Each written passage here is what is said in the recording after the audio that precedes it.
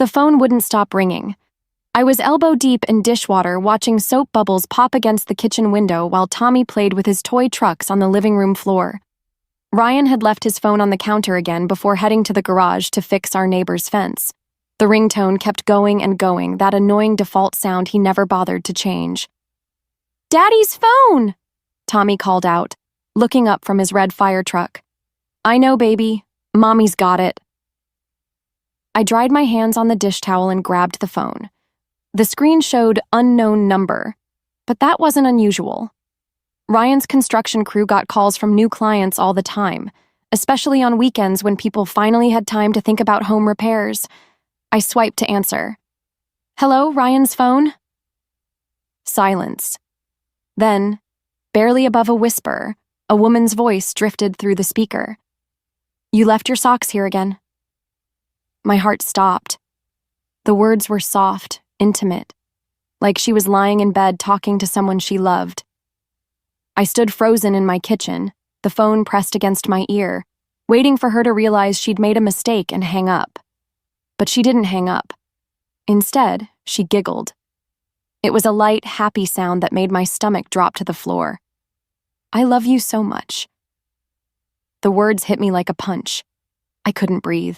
I couldn't think. My finger found the end call button and pressed it so hard I thought I might crack the screen. The kitchen fell silent except for the sound of Tommy's trucks rolling across the hardwood floor. I stared at the phone in my hand like it was a snake that might bite me.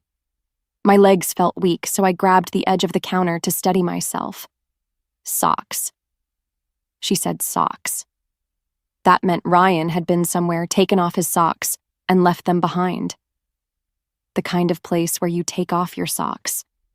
The kind of place where someone else does your laundry and knows which socks belong to you. My mind started racing, trying to make sense of what I'd just heard. Ryan worked construction. He came home dirty every day, boots caked with mud, clothes covered in sawdust. He always changed in the garage before coming inside so he wouldn't track dirt through the house. But his socks? His socks came off in our bedroom, went into our laundry basket, got washed in our washing machine. So whose washing machine had Ryan's socks been in? I looked out the kitchen window toward the garage where I could see Ryan's shadow moving around. He was probably organizing his tools, completely unaware that his wife had just answered a phone call that shattered everything she thought she knew about their marriage. 8 years. We'd been married for 8 years. Together for 10. Tommy was 6 years old, which meant this woman, whoever she was, had been in Ryan's life for most of our son's childhood. Maybe longer. The voice played over and over in my head. "You left your socks here again." Like it had happened before. Like it was normal. Like Ryan regularly left his socks at this woman's house. And that giggle. That soft, loving giggle before she said she loved him. My hands started shaking. I set the phone down on the counter and gripped the edge with both hands, trying to stop the trembling that was spreading through my whole body. I felt sick. Actually sick, like I might throw up right there in my clean kitchen, with my son playing happily just a few feet away.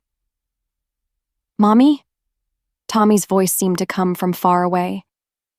"Are you okay?" I turned to look at him, this beautiful little boy with Ryan's dark hair and my green eyes, and tried to smile. "I'm fine, sweetheart.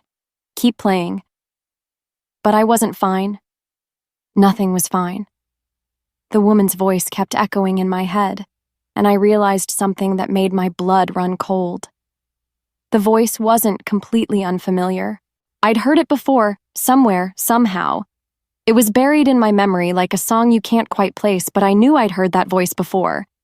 Which meant this wasn't some random stranger Ryan was having an affair with. This was someone I knew.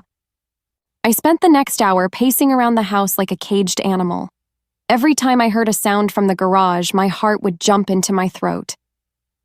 Tommy kept asking why I looked sad, and I kept lying to my 6-year-old son, telling him Mommy was just tired. When Ryan finally walked through the back door, wiping his hands on an old rag, I was sitting at the kitchen table pretending to read a magazine. My hands were still shaking, so I kept them hidden in my lap. "Hey, babe." He kissed the top of my head like he did every day. Like nothing had changed. Like some woman hadn't just whispered sweet words into his phone an hour ago. Sorry I took so long. Mr. Peterson's fence was worse than I thought. I watched him wash his hands at the sink, the same routine he'd done thousands of times before. But now everything felt different. Was he washing off dirt from work, or was he washing off traces of her? Your phone rang, I said, trying to keep my voice steady. Ryan glanced over his shoulder. Oh yeah? Who was it? I answered it. He turned around, drying his hands on the dish towel. Something flickered across his face, but it happened so fast I almost missed it. Fear, maybe, or panic. What did they want? His voice sounded normal, but his eyes weren't meeting mine. It was a woman. I stood up from the table, the magazine falling to the floor. She said you left your socks at her place. The color drained from Ryan's face. Not the red flush of embarrassment you'd expect from someone caught cheating. This was different. This was the pale, sick look of someone who'd just seen a ghost. Lily, I can explain. She said she loved you, Ryan. My voice cracked on his name. She giggled and said she loved you. Ryan ran his hands through his hair, a gesture I'd seen him do a million times when he was stressed about work or bills, but this was different stress. This was the kind of stress that made people look like they might collapse.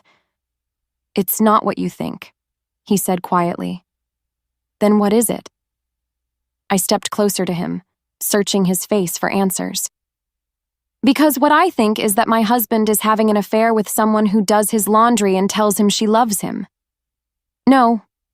Ryan shook his head hard. No, Lily, it's not like that. It's complicated. Complicated? I laughed, but there was no humor in it. What's complicated about it? You're either cheating on me or you're not. Ryan looked toward the living room where Tommy was still playing, then back at me. Can we talk about this later, when Tommy's asleep? No. The word came out sharper than I intended. We're talking about this now. I've been going crazy for the past hour trying to figure out who this woman is and why she has your socks. Lily, please. Who is she, Ryan? He opened his mouth, then closed it. His hands were shaking now, too, and he kept glancing toward the door like he wanted to run. I can't tell you right now. You can't tell me? My voice was getting louder, and I saw Tommy look up from his trucks. I forced myself to lower it. Your wife can't know who you're sleeping with? I'm not sleeping with anyone. Ryan's voice was desperate now. God, Lily, I would never cheat on you. Never. You have to believe me. Then explain the phone call. I can't. Why not? Because...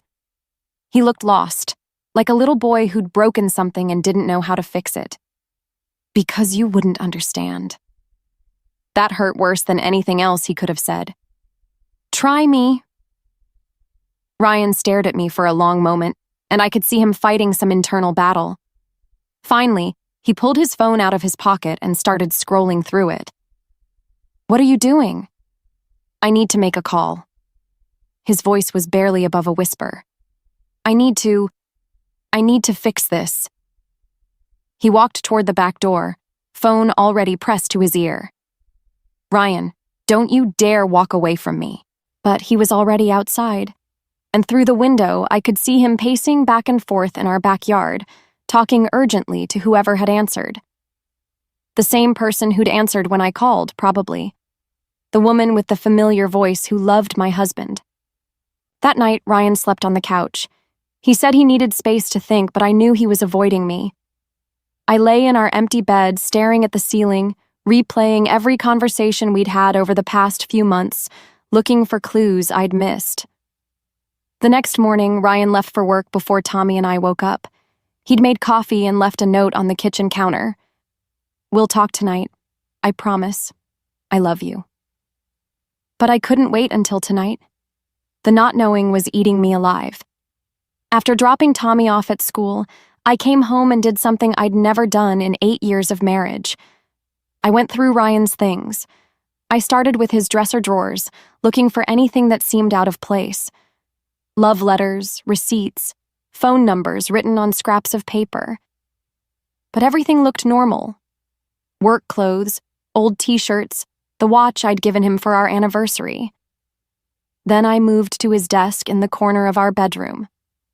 Ryan wasn't the most organized person, but he kept important papers in the bottom drawer.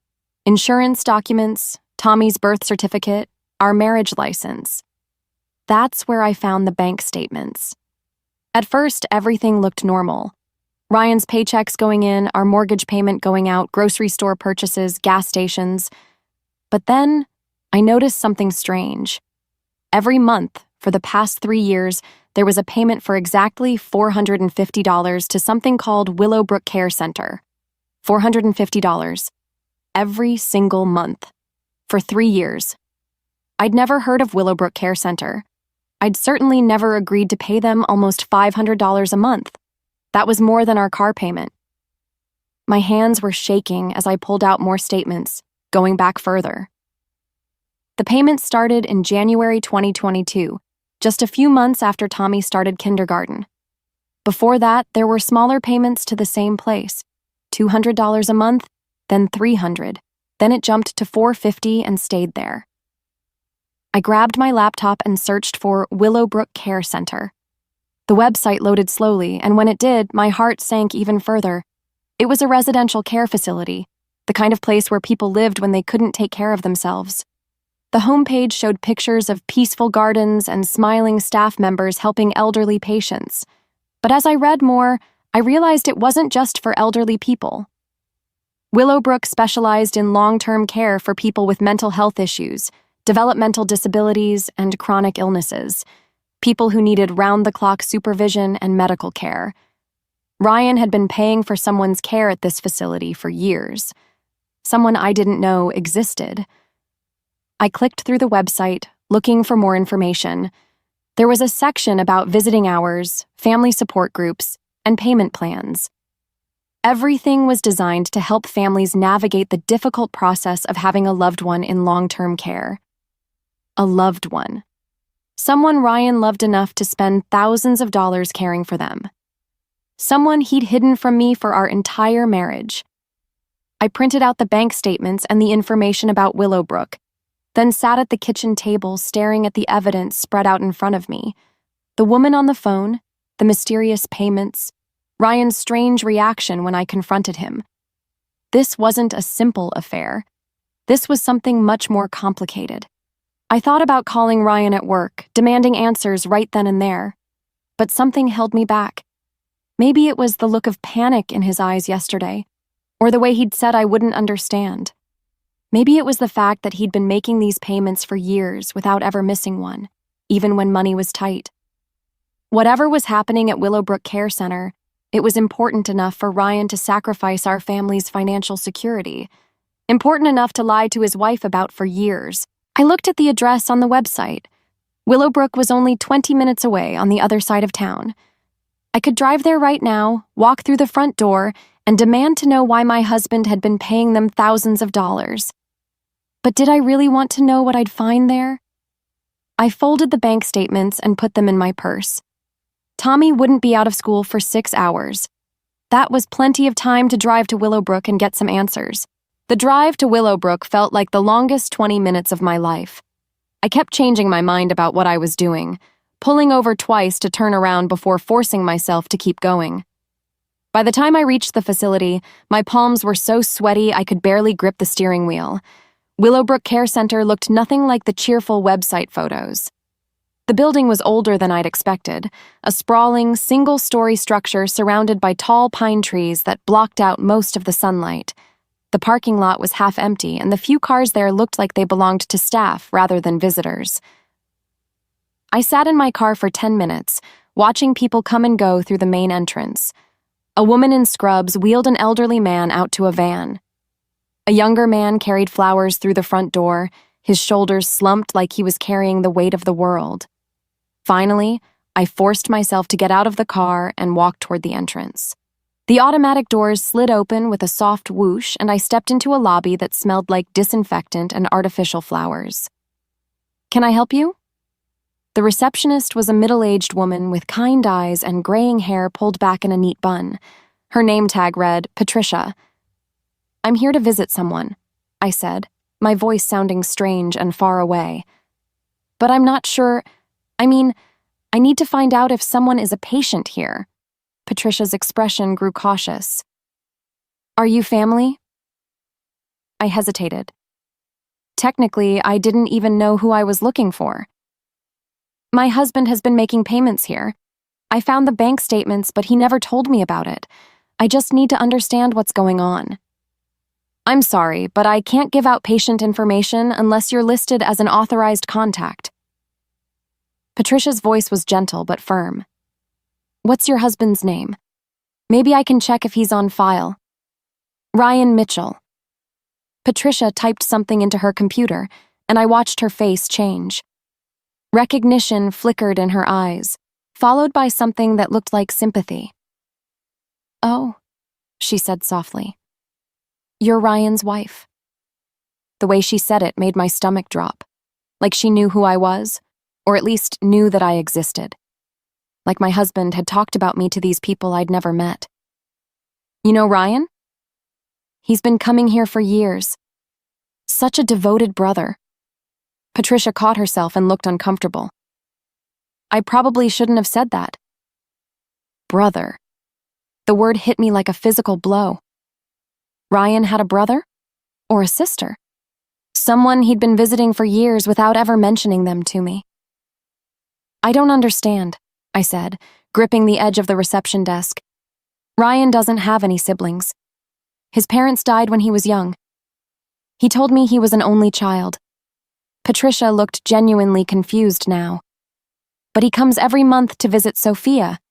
He handles all her care arrangements, pays for everything. We all assumed you knew." Sophia. The name meant nothing to me, but hearing it spoken out loud made everything feel more real. This wasn't some abstract mystery anymore. There was an actual person named Sophia who my husband visited every month, someone he cared for and paid for and had never once mentioned to his wife. "Can I see her?" The words came out before I could stop them. "Can I visit Sophia?" Patricia shook her head. "I'm sorry, but you're not on her approved visitor list. Only Ryan is authorized to visit, and he specifically requested that no one else be allowed access without his written permission." "He what?" My voice was getting louder, and I saw other people in the lobby turn to look at us. "He specifically said I couldn't visit?" "Not you specifically," Patricia said quickly. "He just said family only, and he's listed as her only family contact." I felt like I was drowning. Ryan had not only hidden this person from me, he'd actively prevented me from finding out about her. He'd made sure that even if I somehow discovered Willowbrook, I wouldn't be able to learn anything about Sophia. "What's wrong with her?" I asked desperately. "Why is she here?" Patricia glanced around the lobby, then leaned closer to me. "I really shouldn't be telling you this, but she has severe mental health issues. She's been here since she was in her early 20s. Ryan's been her guardian since before you two got married." Guardian. The word made everything click into place. The monthly payments, the secrecy, the panic in Ryan's eyes when I confronted him about the phone call. Sophia wasn't just someone Ryan visited, she was someone he was responsible for. Someone who depended on him completely. Someone who thought she was in love with him. I couldn't leave. Not yet. Not when I was this close to understanding what had been hidden from me for years. "When are visiting hours?" I asked Patricia. She glanced at the clock on the wall. "They start in about an hour, but like I said, you're not on the approved list."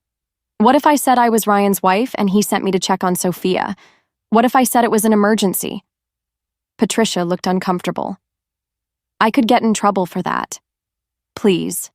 I leaned across the desk, lowering my voice. "I just found out my husband has been hiding someone from me for our entire marriage. I need to understand what's happening. I promise I won't cause any problems."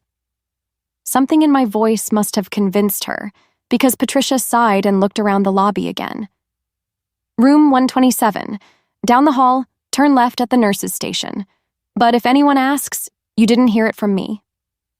I thanked her and found a chair in the lobby to wait. The hour crawled by like a week. I watched families come and go, some looking hopeful, others looking heartbroken. I wondered which category I'd fall into when I finally met Sophia. When visiting hours started, I followed Patricia's directions down a long hallway lined with patient rooms. Some doors were open, and I could see people inside watching television or talking with visitors. Others were closed, with only nameplates to indicate who lived behind them. Room 127 had Sophia Mitchell written on a small white card next to the door. Mitchell. She had Ryan's last name. I knocked softly and heard a voice call out, "Come in." The room was small but comfortable, with a single bed, a dresser, and 2 chairs by the window. Sitting in one of the chairs was a woman who looked to be in her late 20s, with long, dark hair and the same brown eyes as my husband. She looked up when I entered, and her face lit up with a smile that was both beautiful and heartbreaking. "Ryan," she said, starting to stand up, "you're early today, and you look different. Did you cut your hair?" My heart clenched. She thought I was Ryan. Or maybe she was just confused about who I was. "I'm not Ryan," I said gently, staying near the door. "I'm Lily. I'm Ryan's wife." Sophia's expression changed, cycling through confusion, recognition, and something that looked like fear. She sat back down heavily in her chair. "Wife," she repeated slowly. "Ryan has a wife." "Yes. We've been married for 8 years. We have a son named Tommy." Sophia stared at me for a long moment, and I could see her processing this information. Her hands were trembling slightly, and she kept glancing toward the door like she expected Ryan to walk in at any moment. "He never told me he got married," she said finally. "He used to talk about you when we were younger, Lily this, Lily that, but then he stopped mentioning you, and I thought maybe you'd broken up." "When you were younger?" I moved closer, taking the other chair by the window. "Sophia, how do you know Ryan?" She looked at me like I'd asked the most obvious question in the world. "He's my brother, my big brother. He's taken care of me since I was 22. Brother. There it was, the truth I'd been circling around all day. Ryan had a sister with mental health issues who'd been living in this facility for years, while I had no idea she existed. "Ryan never told me about you," I said softly. Sophia's face crumpled. "He's ashamed of me. I know he is. I'm broken, and he doesn't want people to know about his broken sister." "I don't think that's true." "It is." Tears started rolling down her cheeks. "I ruined everything for him. Our parents sent me away because I was too much trouble, and Ryan had to choose between them and me. He chose me, and they disowned both of us." The pieces were starting to come together. Ryan's parents hadn't died young like he'd told me. They'd abandoned their children when Sophia became too difficult to handle. "What happened when you were 22? I asked. Sophia wiped her eyes with the back of her hand. "I had what the doctors call a psychotic break. I started hearing voices, seeing things that weren't there. I thought people were trying to hurt me. I couldn't work anymore, couldn't take care of myself." She looked out the window at the pine trees swaying in the breeze. "Sometimes I still get confused about things, like today when I called Ryan and told him I loved him. I know he's my brother, but sometimes my brain forgets and thinks he's my boyfriend. The doctors say it's part of my illness." The phone call. Finally, it all made sense. I drove home in a daze, my mind reeling from everything Sophia had told me. By the time I picked up Tommy from school, I felt like I was moving through water, going through the motions of normal life while my world had completely shifted. Ryan's truck was in the driveway when we got home. He was sitting at the kitchen table, still in his work clothes, looking like he hadn't slept in days. "Daddy!" Tommy ran to him, and Ryan scooped him up in a hug that lasted longer than usual. "Hey, buddy. How was school?" "Good. We learned about dinosaurs. Did you know some dinosaurs were as big as school buses?" That's amazing. Ryan's voice was strained, and his eyes kept darting to me over Tommy's head. Why don't you go play in your room for a bit? Mommy and Daddy need to talk. After Tommy disappeared upstairs, Ryan and I stared at each other across the kitchen. He looked exhausted and defeated, like a man who'd been carrying a weight too heavy for him to bear. I went to Willowbrook today, I said quietly. Ryan's shoulders sagged. I know. They called me. I met your sister. He flinched like I'd slapped him. Lily, I can explain. She told me everything, Ryan. About her illness, about your parents, about why she's there. I sat down across from him, my anger from yesterday replaced by something deeper and more complicated. What I don't understand is why you never told me. Ryan buried his face in his hands. When he looked up, his eyes were red-rimmed and full of pain I'd never seen before. Because I was ashamed, he whispered. Not of Sophia, but of everything else. Of my parents who threw her away like garbage when she got sick. Of the fact that I couldn't take care of her myself. Of the lies I had to tell to make people think I was normal. Normal? I reached across the table and took his hand. Ryan, having a sister with mental illness doesn't make you abnormal. Doesn't it? His voice cracked. When we first started dating, you talked about wanting a big family, about how lucky you were to have such loving parents. How was I supposed to tell you that my parents disowned us? That my sister lives in a facility because she sometimes thinks I'm her boyfriend instead of her brother? The pain in his voice broke my heart. You could have trusted me. I wanted to. God, Lily, I wanted to tell you so many times, but the longer I waited, the harder it got. And then we got married and had Tommy, and I was terrified that if you knew the truth, you'd leave.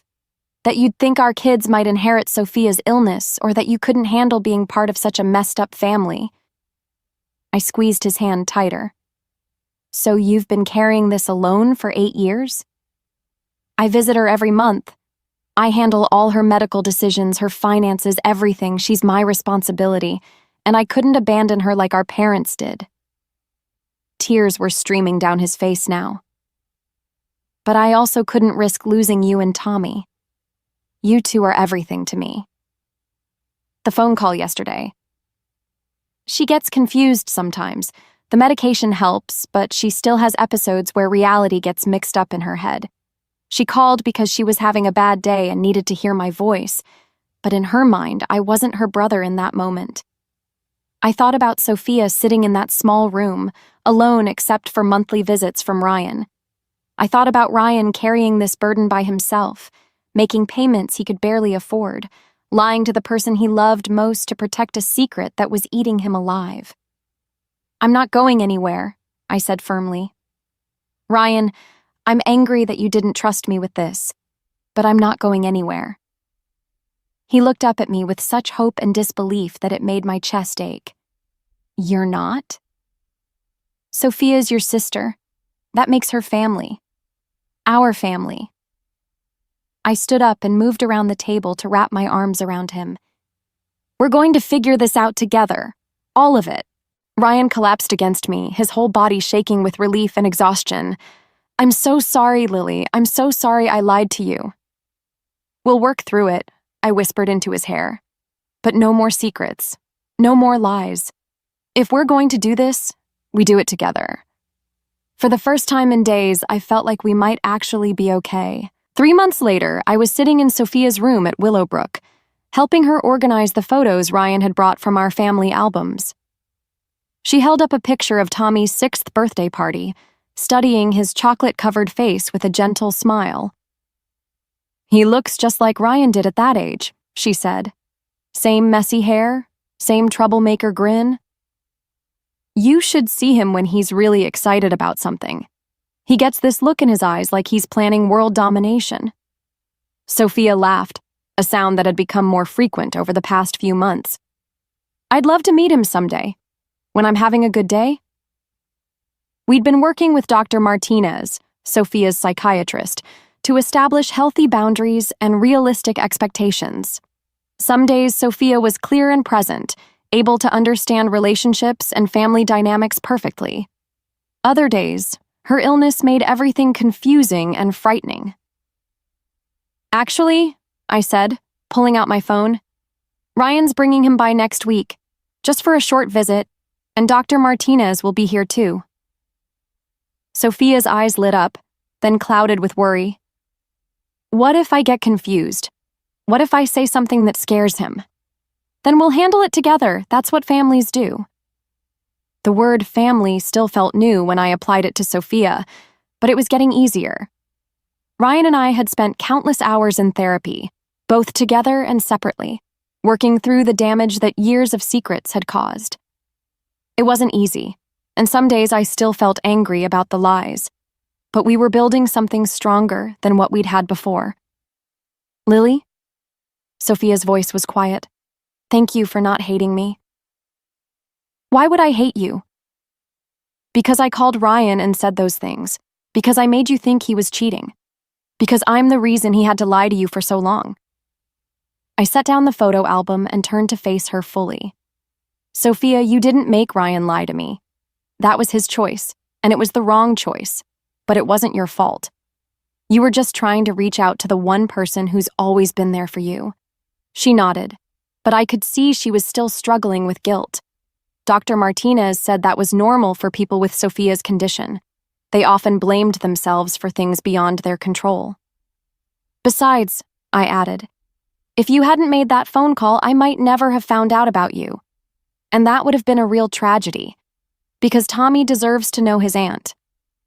The drive home from Willowbrook had become routine, but I still used the time to process my visits with Sophia. Today felt different, though, hopeful in a way that the early visits hadn't been. At home, I found Ryan and Tommy in the backyard, working on a treehouse that had become Ryan's latest project. It was his way of dealing with stress, building things with his hands while his mind worked through complicated emotions. "How's Aunt Sophia?" Tommy called down from his perch on the ladder. We'd told him about Sophia gradually, explaining that she was sick in a way that made her brain work differently sometimes, but that she was still family, and we loved her. "She's good. She's excited to meet you next week." "Is she really going to live with us someday?" Tommy asked, climbing down from the ladder. Ryan and I exchanged glances. We'd been discussing the possibility of Sophia moving to a group home closer to us, maybe even eventually having her own apartment with support services, but it was still just a possibility, dependent on her progress and what her doctors thought was best. "Maybe," Ryan said carefully, "but even if she doesn't live with us, she'll always be part of our family." That evening, after Tommy was asleep, Ryan and I sat on our back porch watching the stars come out.